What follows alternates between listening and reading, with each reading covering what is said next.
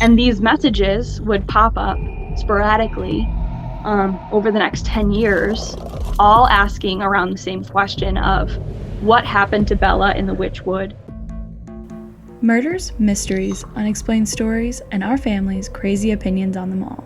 Join us now. The Family School of Thought is in session. Okay, guys, thank you for stopping in again on the Family School of Thought. Hopefully we got a great show for you tonight.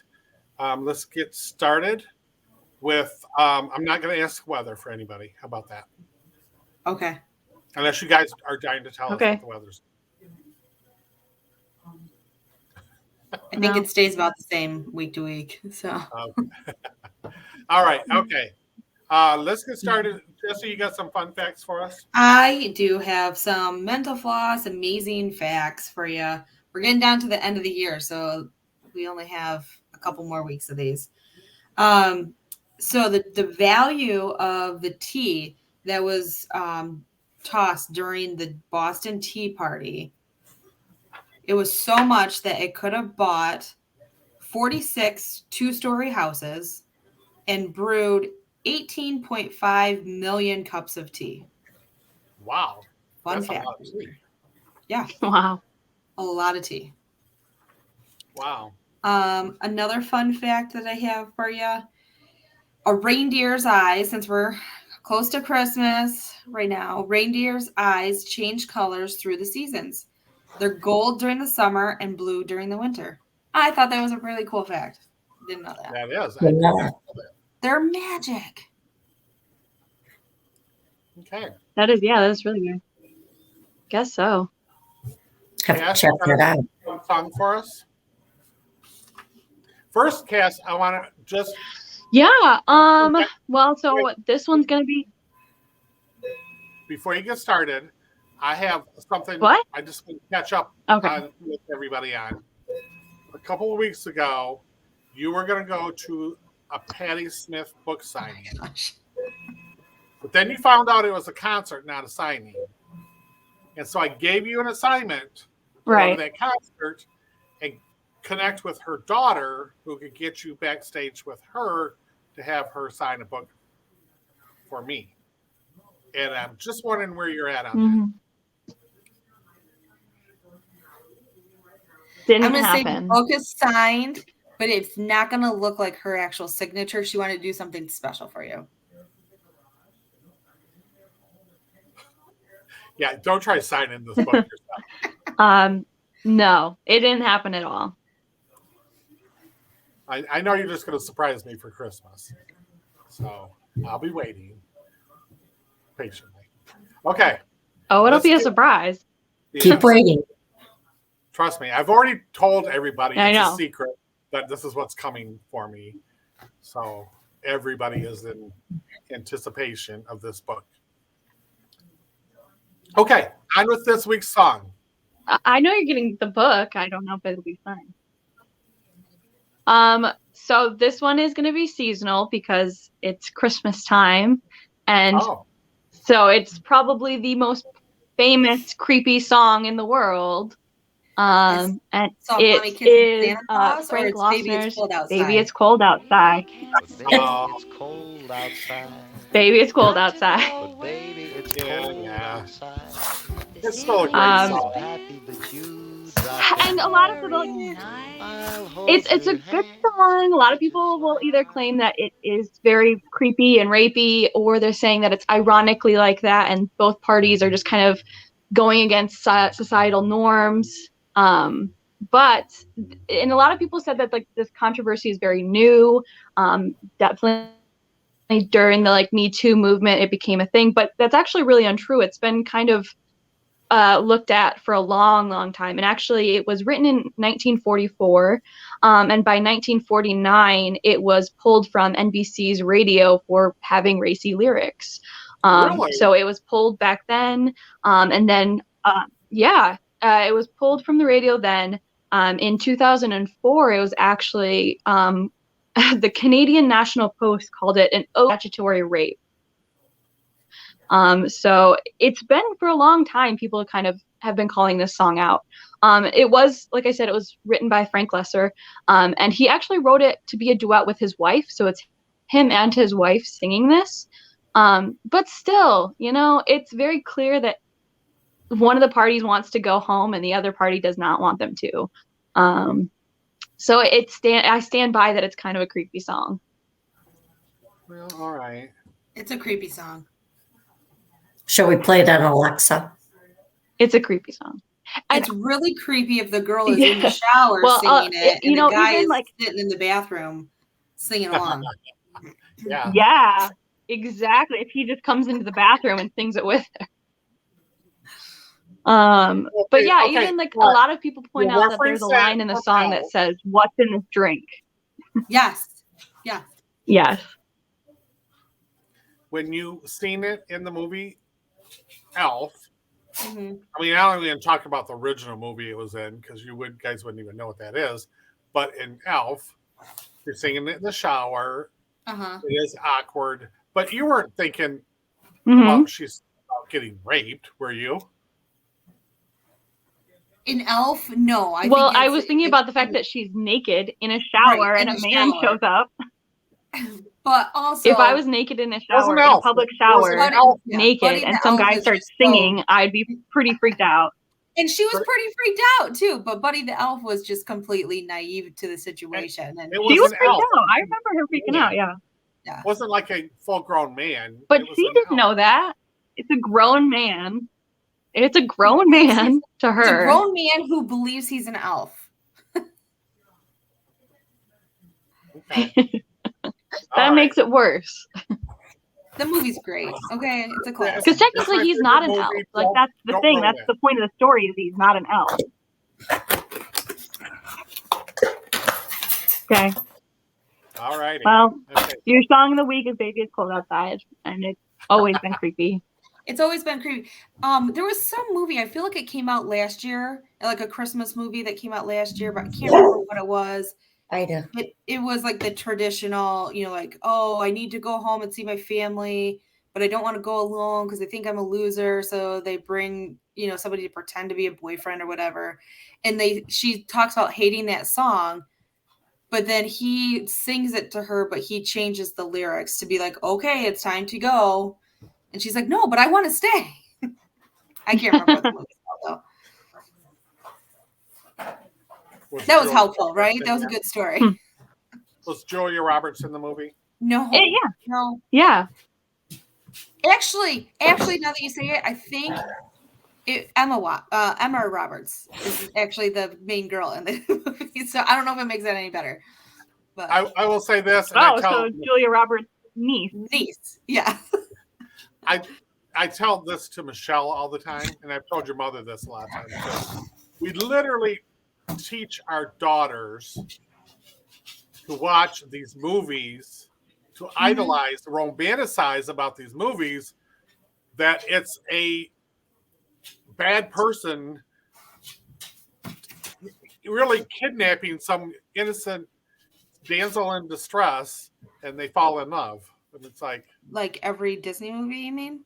Like every Disney movie, we literally do that. Julia Roberts is, how many movies has she been a damsel in distress, and some guy she doesn't like, hates, just won't let her go until she finally gives in and then lives happily ever after. I mean, we literally teach our daughters that's what that's our misogynistic world that we live in. Cassie, this is your week, right? Yes. Okay. So before you get into your story, I wanted to provide an update to our listeners on one of the past stories that we did. I can't remember when we did it, but it's a while back. But it is the local Michigan story that we talked about, where a man named Kevin Bacon was murdered. His murderer, Mark Latunsky, was sentenced today. It's December 15th. He was sentenced today to life in prison without parole. And he was sentenced for the murder of Kevin Bacon, not the actor, but Kevin A. Bacon from Michigan. That happened December 15th, December 2019, right? I can't remember the year. Yes, yeah. So he was murdered December 24th of 2019. So almost 4 years later, he was, the murderer was sentenced to life in prison without parole. So kind of a good, I don't know if you want to call it a good update, but there's an update for you. Yeah, I think it's good. Yeah. Yeah. In today's justice system, I think that's right. good. Yeah. And hopefully Kevin Bacon's family can, finally find some peace and know that their murderer is going to stay in prison for the rest of his life. Right. So that's all I have. Just wanted to provide that update. It was a breaking news story today. So cool. Yeah, that's awesome. Awesome. All right. No, mental institution or anything. It's prison. It says prison, but they don't have the full story out. They may now but it's from the local Argus Press newspaper out of Owasso. So they're just a daily paper. So there's probably going to be a full story tomorrow in the paper. Right. Okay. All right, Cass. I think you ready? I'm ready. All right. So this week I'm doing a little bit of a mystery, an unsolved mystery. And it's one of England's longest unsolved mysteries. And it started with a message written in graffiti on a wall in 1944 that read, "Who put Bella down the Wych Elm?" Wow. And then, anybody heard of this one? Probably not. No, I don't think so. All right. So it was actually one of the first leads, this message that was written in graffiti. I think it was like chalk, actually. So it was like written in chalk on this brick wall in Birmingham, England. And it was one of the first leads that the police had about the remains of a woman's skeleton that they had found a year prior to this. And it was found in 1943 by 4 young boys, I think teenagers. They were scavenging in the woods in Hagleywood, which is kind of like a private estate. They were scrounging and poaching for food and eggs and rabbits, little animals to eat. And they just happened upon this huge wych elm tree. And they decided probably something like eggs or like a nest is up there, like up in the trees that we can get the eggs from. So one of the boys decided to climb up this tree and to see if they could find any eggs. And as he was climbing up the tree, he could look down into the hollowed out trunk. And he could see something white and round in the trunk. So he had the boys help him basically pull this out, whatever it was. He helped him pull it out from the trunk. And it actually happened to be a human skull. And obviously these teenage boys who are on the land that they're hunting on illegally freak out because it's clearly a human skull. It's got tufts of skin and hair still attached to it. And they're pretty spooked by it. So unfortunately, they decide to put it back. They decide they're going to put it back and take off. They're just going to leave. They're really freaked out by it. They make a pact to basically never talk about it to anybody. But one of the I think one of the youngest obviously feels really bad about it. And he ends up telling his parents that they found it in this tree, which leads police to go and search this tree and investigate what they found. And inside this trunk is not only the skull of a human, it is almost in a complete skeleton of somebody's body in this tree. And they find that they search around the area and they find a hand basically a short distance away. So they now have a full skeletal body and the hand that was scattered in and around this area. And this tree trunk is like, when you think, oh, you found a skull in there, you think it's like a big hole, but I think they said it like around like 20 inches in diameter, like a very, very tight, like you would be very confined in this tree. So they off the bat knew that this was not a suicide, that this was clearly somebody put this body in this tree. So they sent it off to forensic investigators, and they found that it was a woman's body, a woman's skeleton, I should say. They believe she had been in there for at least 18 months, and she was dead probably around the same time or slightly longer than that. But they believe that she was 25 to 40 years old. They guess around 30, but they can't say for sure because there was so much, decomposition that happened before they got to her. She had a shoe with her inside the tree, and then the pair of that shoe was found in the surrounding area as well. So she has both her shoes. She was found with a golden wedding ring with her in the tree. And then there's like fabric of her clothing that was in the tree with her. They could see that it was like a khaki or yellow skirt with a blue and yellow blouse, as well as the shoes were blue. So they believed it was her full outfit. So they think she was put in there fully clothed. She had very distinct and complete dental pattern in the skull. So they thought right off the bat, they thought they would have a fairly easy time figuring out who this was because her teeth were so distinct to them, which they were kind of very excited about, which unfortunately nothing really pans from that. But it's something that in the story, like everybody talks about is how distinct her dental pattern was. This was in England, correct? Yes. This was in England in 1944. Yeah. So she had perfectly straight teeth? Yeah. No. She had like specific teeth missing, but they weren't like they fell out of the skull. It was clear that she had dental surgery to remove the teeth. Oh, gotcha. Okay. And then she had like such a severe overbite that they're like, this is just like not very common. Like England, like like you said, like they don't have a lot of dental practices back then, so like everyone's teeth were distinctive, but this was like, I don't know why, but they were very sure that they would find her based off dental records. Mm-hmm.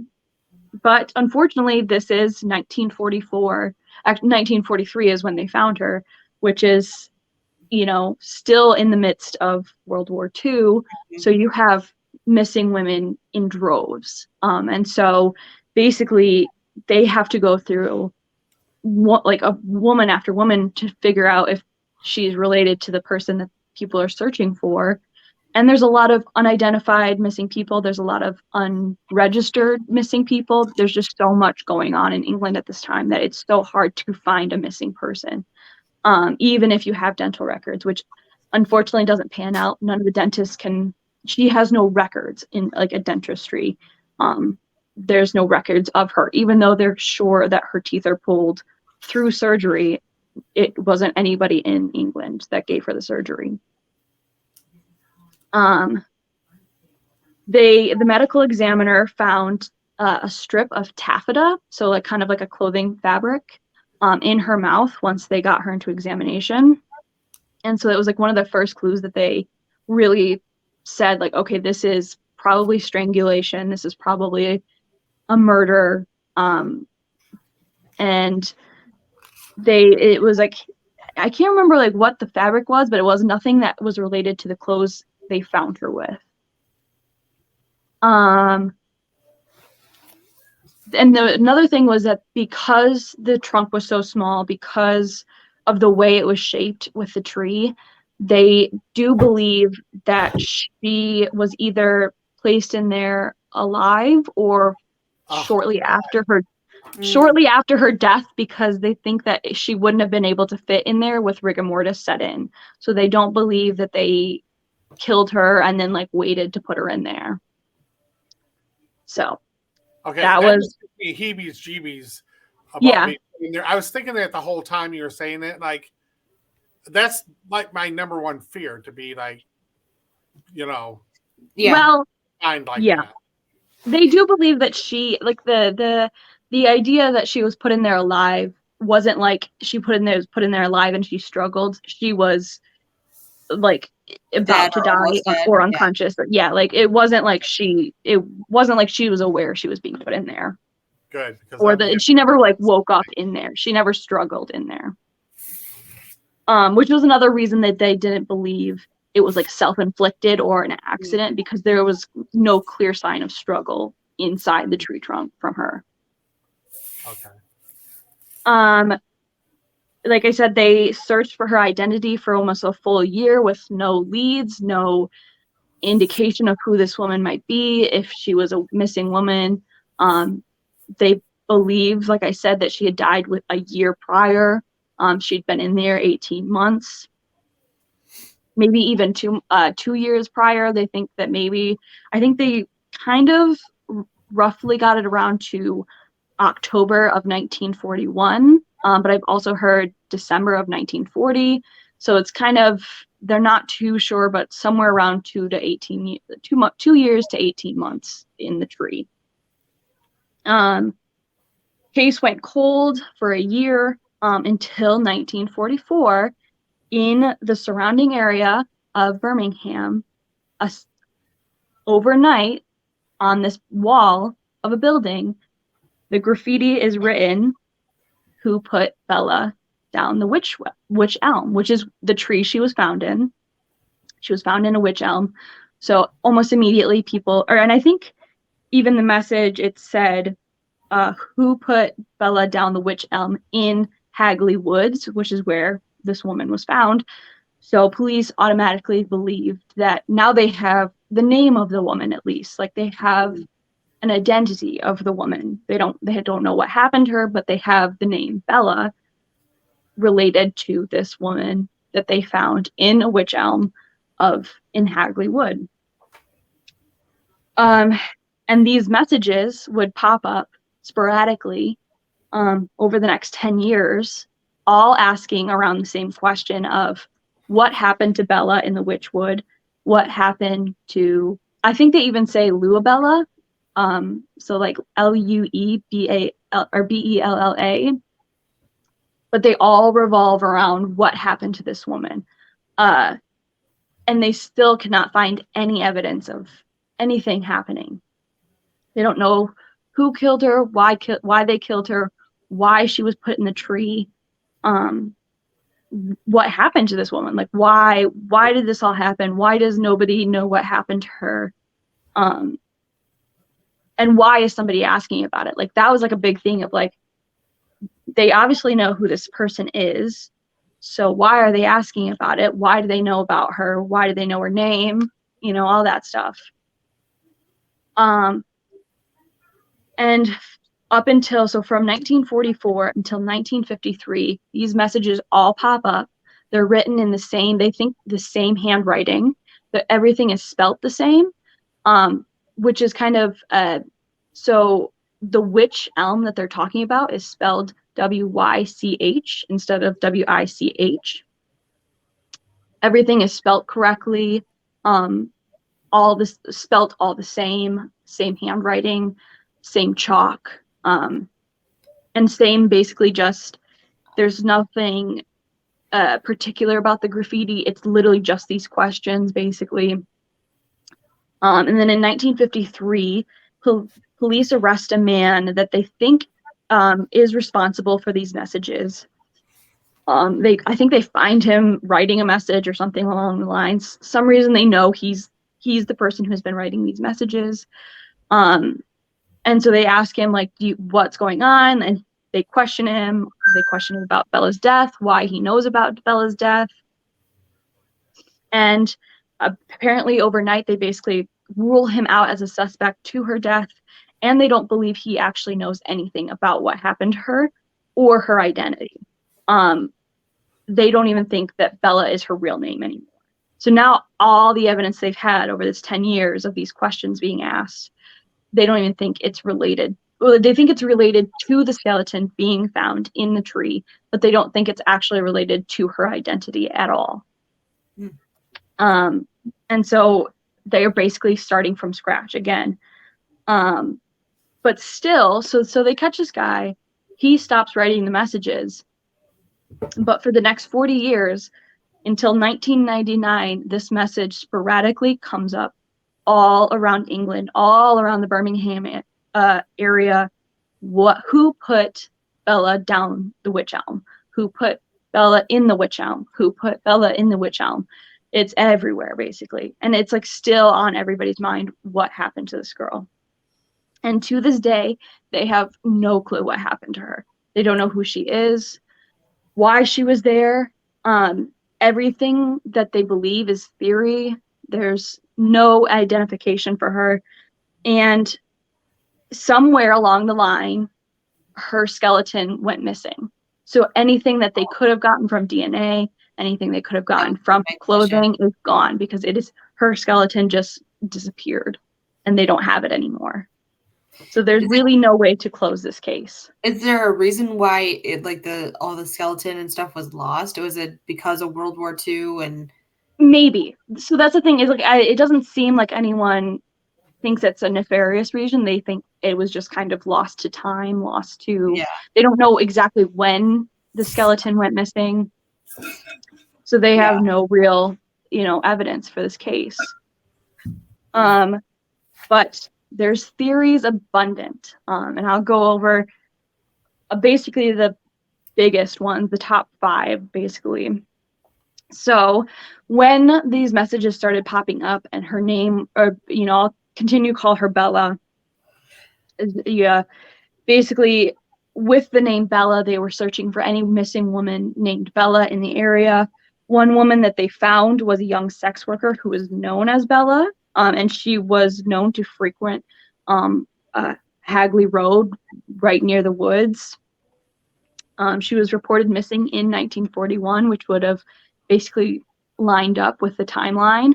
And it would have made sense of why this guy's asking for Bella.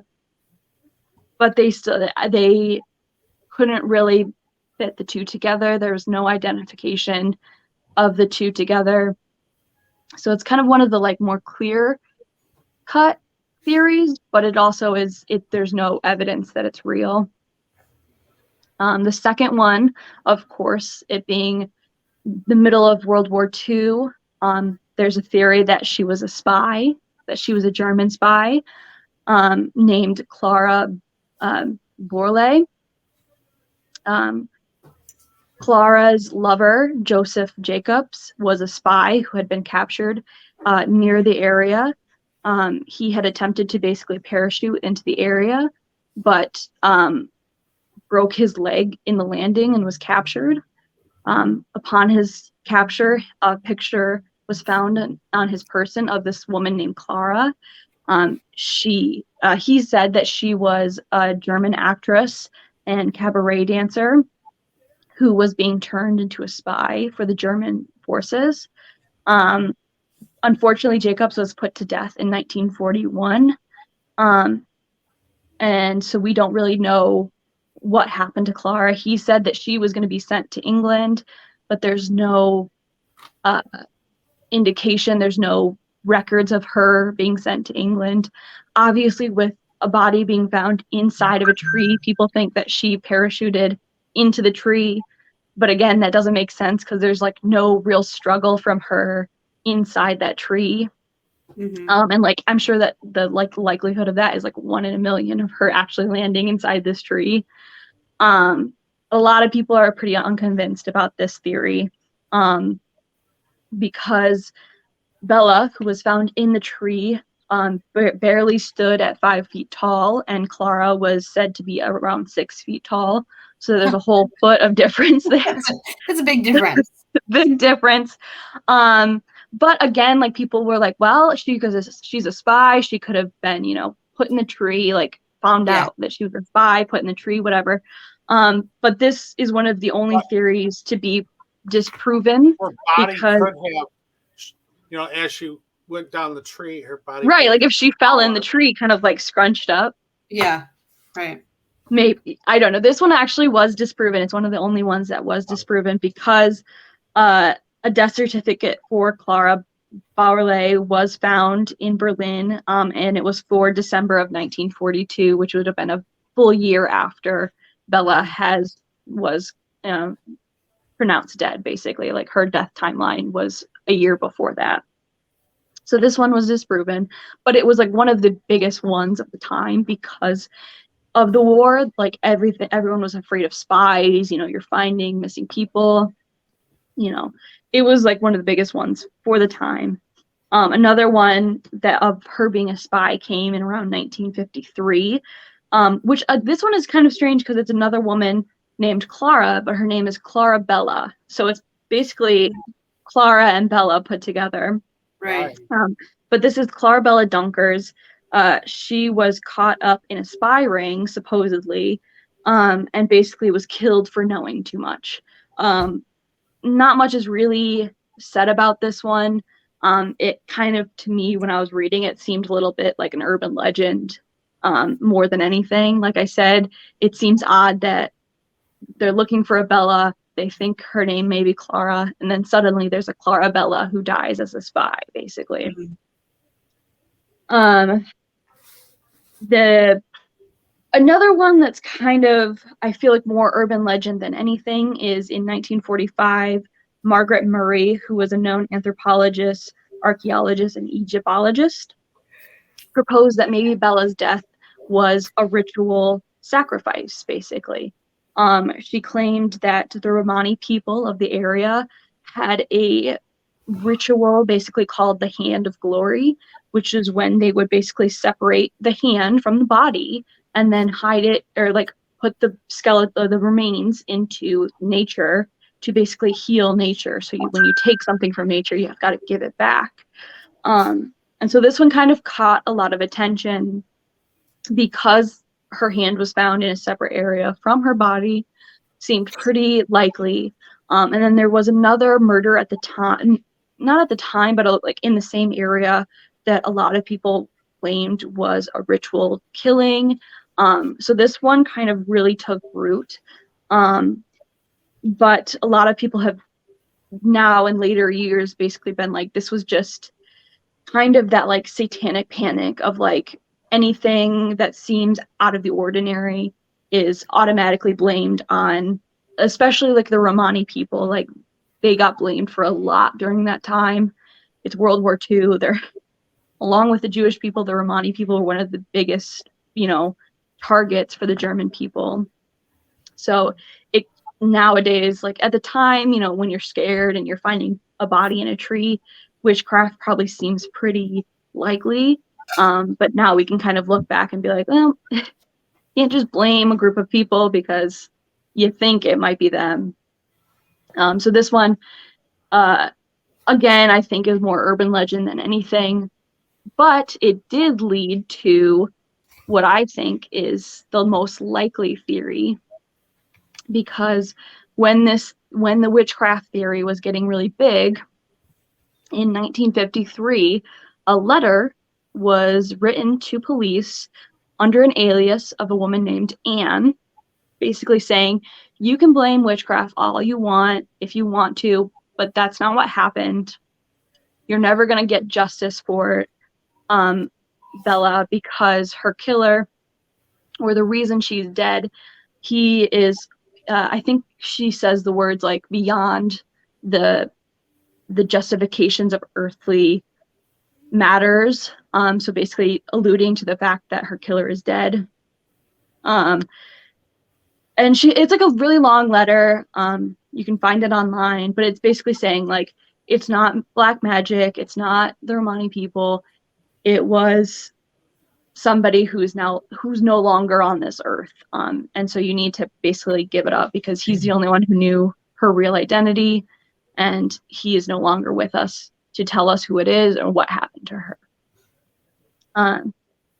So the police are like, well, but we still want to know what happened. So we know that you wrote under the name of Anne as an alias, but we need you to come forward and basically explain like who this is. How do you know this person? How do you know they're no longer alive? If you could come in and just give us any kind of information. And so the person does, and her name is actually Una Mosup, and the person that she claims to be Bella's killer, she doesn't say he's her killer. He just says he is responsible for her being in the tree. And it is her former husband, Jack Mossop. And she says that he had claimed and told her and multiple of his family members that he and a young Dutchman in 1941 named Van Rolt had been drinking at a pub near Hagley Woods. And they started drinking with a young woman who joined them. And she got very intoxicated. And ended up passing out while they were driving her home. And so, as a punishment, they put her in the tree. Now, he says that they put her in the tree as a punishment, as a maybe she'll wake up in the tree and reevaluate her life. But I think they killed her and put her in the tree. I don't think they actually left her there alive. I think that was just a, fail safe of, well, we didn't mean to put her in the tree and have her die, But they put her in the tree and left her there. And I don't know if they never checked in or they just didn't think anything of it. Like I said, I think they put her in there dead. So that explains to me why they never checked to see if she was alive. Later, when they're telling. So Anne comes forward in 1953, but they put her in the tree in 1941, and he actually, so this is the thing, is that he's no longer alive, and the reason he's no longer alive is because he actually was put into a mental institution. What was that? I don't know. My husband. Oh. I thought it was Bella. I know. I thought it was Joseph Mossop coming back from the grave. But no, so Joseph Mossop was actually put into a mental institution shortly after 1941 because he was having a reoccurring nightmare of a woman staring at him from inside a tree. The woman was haunting him from inside a tree. So he was confined into a mental hospital where he died in 1942. And her body was not found until 1943. So he died before her body was even found. What'd he die of? But it doesn't say. It doesn't say, and it doesn't even say like how old he was. So I don't know. But he died. He died in the hospital. And he died with any information about who Bella was. And a lot of people think this is basically it because everything kind of clicks there. They think that maybe she was a Dutch woman who came over illegally, and that's why there's no records of her, no dental records, no, people looking for her, basically. But a lot of people do kind of question this one a little bit because it took Una, like you said, 12 years to come forward and say anything about this. Like, if you knew somebody was found in a tree and your former husband had constantly talked about how he put somebody in a tree and it literally haunted him to a point of mental exhaustion and mental instability, obviously you would tell the cops when they found a woman in a tree. But that is the mystery of who put Bella down the Wych Elm. I have another theory. Yeah. She parachuted in, like that part of the theory, but she was parachuting. She realized that there was going to be, like, she was going to get caught, and she had cyanide in her teeth. Cracked it.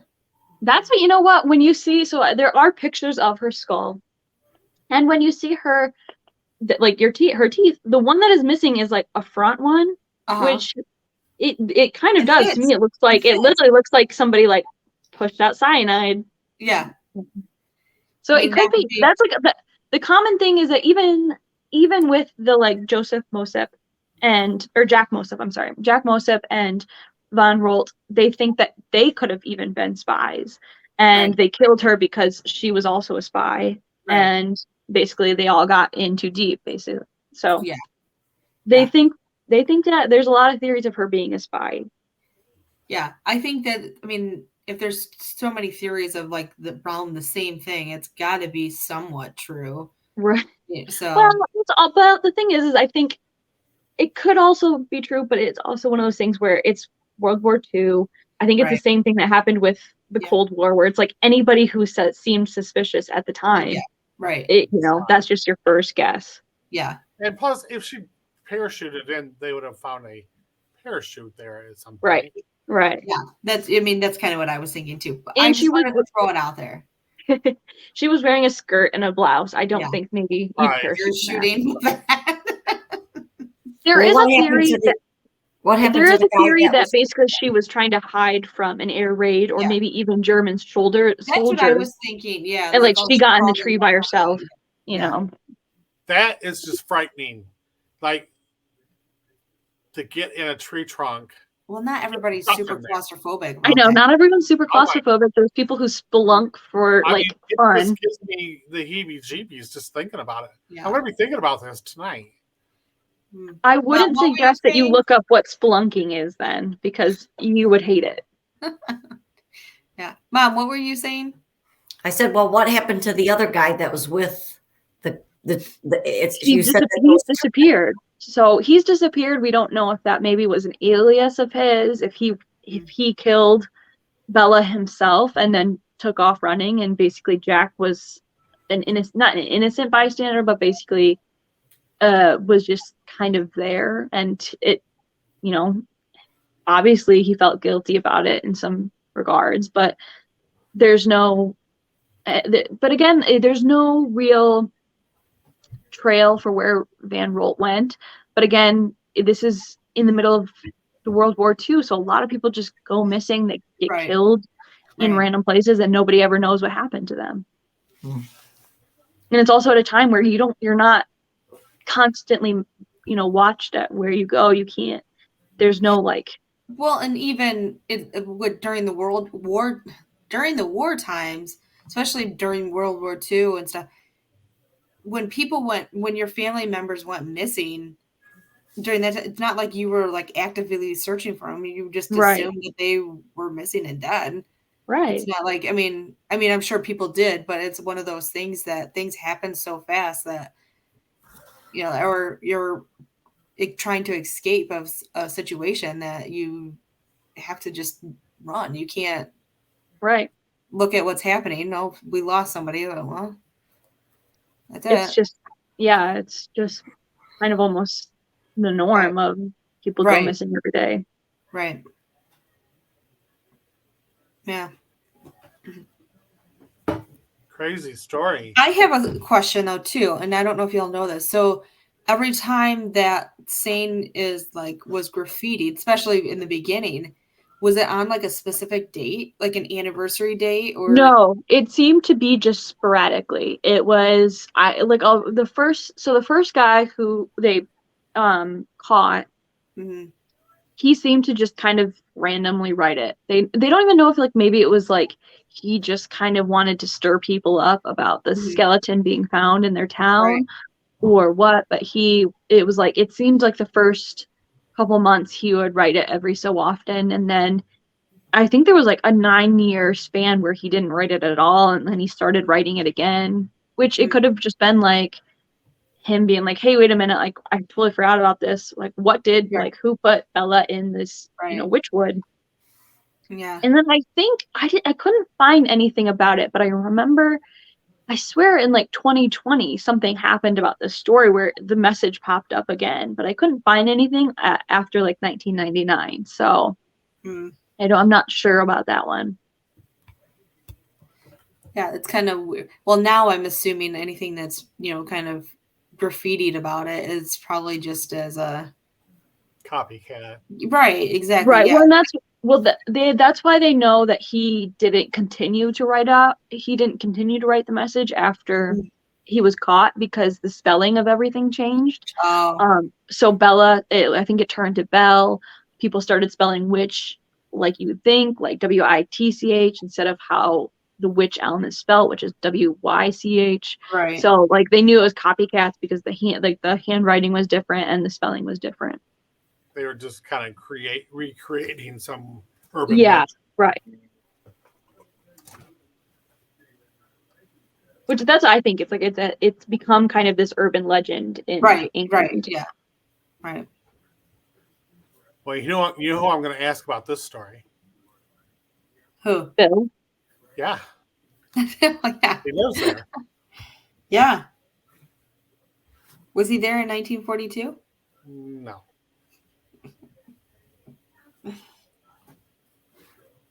Yeah, that's you should ask him. Because I think he lives right in that area too. The Birmingham? Mm-hmm. I think he lived in Birmingham at one point. He doesn't live there now. He lives in Cambridge or something like that. Yeah, you should definitely ask because I think there's like some monument that they've kept the saying on. So it was like a graffiti written like who put Bella in the witch well, but they literally haven't washed it off and it just has stayed on this monument for a long time, like since I think it's still there. Wow. Yeah. So, there you go. That's the story. Very good. Good. Any other questions? I'll let you know at 4 a.m. when I'm awake. Having a dream about a woman staring up. A woman staring at you. No, that I'm stuck in the tree. Yeah, that too. I also, it's one of the weirdest thing I find about this is that she like was buried or she was in there with a wedding ring and nobody seems like too concerned about that one. Like that part they don't seem concerned Right. So about. obviously she was married to somebody. Right. Or engaged, What happened to that person? Or maybe the guy that put him in there lost his wedding ring.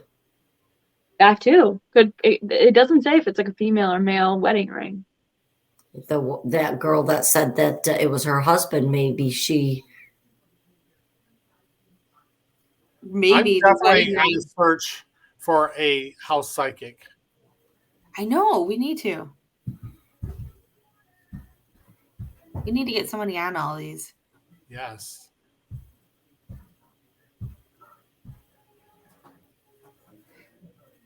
Especially like the alien ones.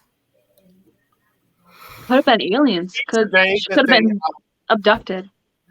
That they released, I don't know, 12,600 files on the JFK assassination.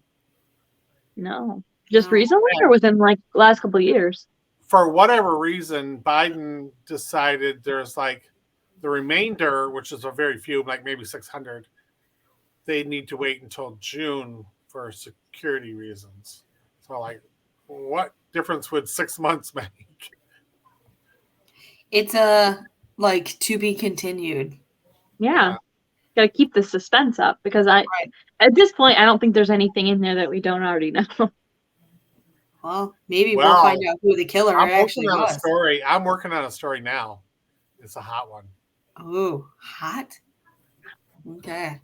Fresh off the presses. And it involves his murder. Interesting. Somebody very close. To us? No. To somebody who lived there, knew Jack Ruby, knew all the major players in this story, knew them personally. Didn't you already do that story? That was your first one, Dorothy Kilgannon. Oh, that was the reporter who knew too much. Right. This is a person who was there during the planning of all this. Of the assassination? Yes. I can't tell you today, but that's what made me story for next time. Yeah, now I have to hold on to my story until I see all the evidence that came out. Right. Oh, so it's ongoing right now. Got it. Right. I thought I was done, but now I have to wait. Might have to wait till June till those final ones come out. But I thought that was interesting that Biden said these remainders have to wait till June, and he had the actual date, June 23rd of 2023, to protect something about the integrity of the. So I'm like, wasn't Kennedy assassinated on in November 23rd, right? Is that right? It was in November. Yeah. Okay. I was thinking maybe it's like the significance of the date or something, but no, it's also weird that it's 23 of 23. Right. Right. Yeah. What year was he assassinated? 63. 60. Okay. So yeah.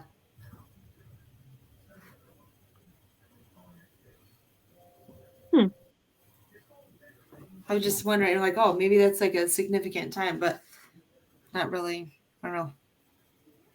But back in wartime, during the war, this girl could have been anybody.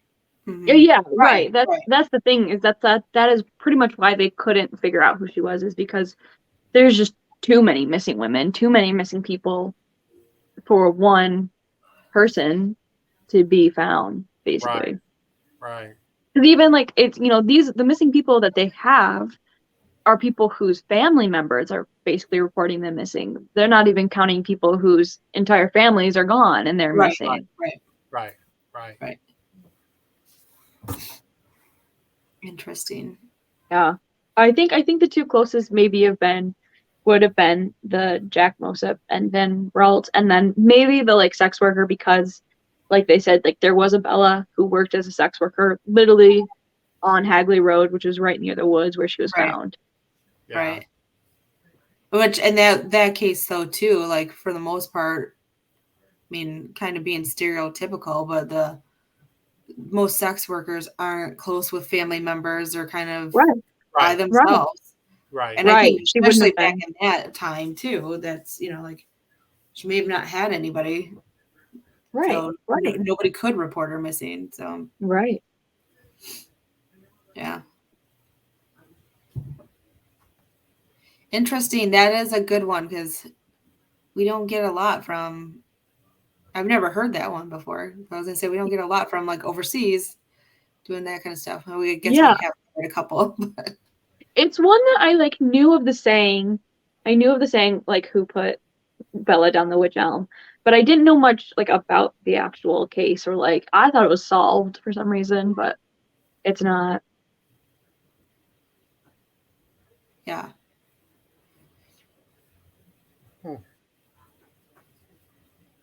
I think it also has two. I'm not sure 100%, but I think it was one of the like things that they based the Blair Witch Project off of, like one of the like urban legends, basically that they took into account when they were making that movie. Oh. Yeah, that makes sense. I've never seen that movie before. But really? Why? No. What? When it came out, I want to say like all my friends went and saw it, and I don't know why I didn't go. I feel like. When did that come out? When did that come out? I feel like you guys wanted to see it, and I'm like, you're not going to see it. And I feel like that's kind of what happened too, but I know like a group of my friends went, but when did that come out? Like, was it in the early 2000s? No, I think it was late 90s. Yeah, I would say. Oh, okay. So then, because maybe I was in like middle school, and so some of my friends went to see it, and it was like one of those things that like, I wanted to see it with my friends, and then I just never watched it. It created an entire genre of movies. I've never seen it.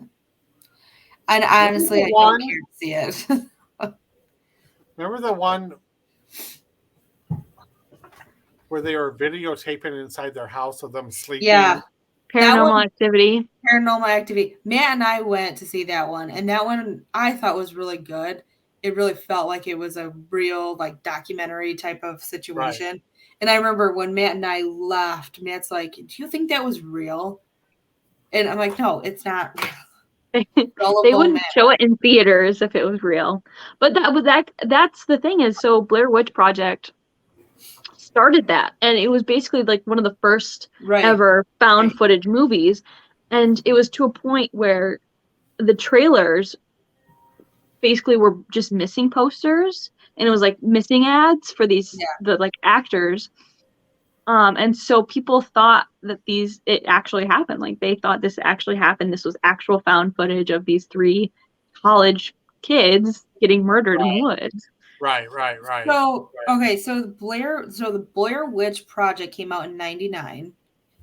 So I would have been middle school at that point. I don't know when in 1999. So that would have 7th or 8th grade. I think around October. I think it was like around Halloween. Yeah, I was in 8th grade during the fall. Yeah. So it must have been I was in 8th grade then, because 2000 was hit when I was in 8th grade. But I didn't realize. So there's the Blair Witch Project. That's the one I have known about. The Curse of the Blair Witch, which also came out in 1999, and then The Shadow of the Blair Witch, which came out in 2000. So they must have. So it doesn't. I Googled it, so I don't know. It doesn't say what year or what month, but I'm wondering if they released July. So what is this one? Blair Witch Project was released in July of 1999. Curse of the Blair Witch was also released in July 11th, 1999, but Blair Witch Project was released on July 30th. I don't know. That's weird. I got a question for you guys. So the actors in those movies, are any of them that went on to do anything other than that? No, because I don't think they did anything acting wise, but it was basically a college project that they filmed themselves. So like I think they might have I don't know if they've gone on to do other films, but not as actors. Like they're all like behind the scenes, like directors and stuff like that. Yes. Whatever happened to the movie you made?